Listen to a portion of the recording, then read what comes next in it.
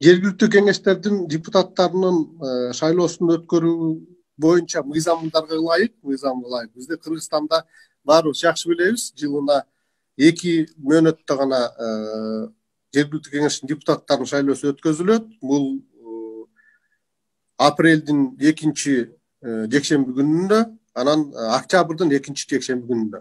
Ошол эле мезгилде ошол эгерде Кыргыз Республикасынын президентинин шайлоосунун же болбосо Кыргыз Республикасынын жогорку кеңешинин шайлоосу менен дал келген убактарда жергиликтүү кеңештин депутаттарынын шайлоосу ошол бир күндө өткөзүлүшү болот деген бизде мыйзамда жол берилген да. Анан да баарыбыз билебиз, 12 апрелге бир 5 шаардын, анан ошондой эле бир 30га жакын жергиликтүү кеңештердин депутаттарынын шайлоосу дайындалган болчу. Анда даярдоо иштери жүргүзүлүп, агитациялык мөөнөтү башталгандан кийин баарыбызга бир дүйнөлүк кризис болуп, илдеттин кесепетинен өзгөчө кырдаал биздин Кыргызстанда 22 марттан жарыяланды өкмөттүн чечими менен. Ошондой эле 25 марттан баштап Кыргыз Республикасынын президентинин сунушу менен жогорку кеңештин бекитүүсү менен өзгөчө абал жарыялангандыгына байланыштуу мына бизде дагы шайлоонун өткөзүлүшү 23 марттагы Кыргыз Республикасынын президентинин указы менен убактылуу токтотулганда. Эми бүгүн мыйзамды да карап келсек, бизде өзгөчө абал болгондо, ошондой эле согуш абалы жарыяланганда гана Кыргыз Республикасынын жергиликтүү кеңештердин депутаттарынын шайлоосу жөнүндө мыйзамга ылайык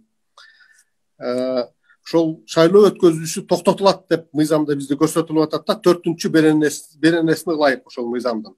А башка андай бир мындай чектөөлөр же болбосо тыюу салуулар бизде жок. Өзгөчө абал бизде 25 мартта кийилип 10 майдан алынды. Бүгүнкү күндө мындай алып караганда чоң бир укуктук чектөө же болбосо укуктук тыюу салуу буга бүгүнкү күндө жок да. Азыр эми бизде мына жалпы жарандарда кандай десем, эки аспект болуп калып атат да. Биринчиси бул укуктук мыйзам боюнча өткөзүшүбүз керек, кандай кылышыбыз керек. Экинчиси коопсуздук, улуттук коопсуздук десек болот муну.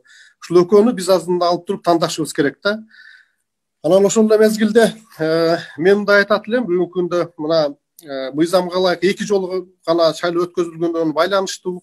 Бүгүнкү күндө да акыбалыбыз бүгүнкү күндө өтө мындай туруктуу эмес. Бүгүнкү күндө дагы эле ошол илдеттен дагы жаңы ошол жугуштуу оорудан да жаңы жабыркагандарыбыз бизде да күнүгө аныкталып айтылып атат. Анан азыр ушундай бир ачык ушул маселе болуп туруп атат да.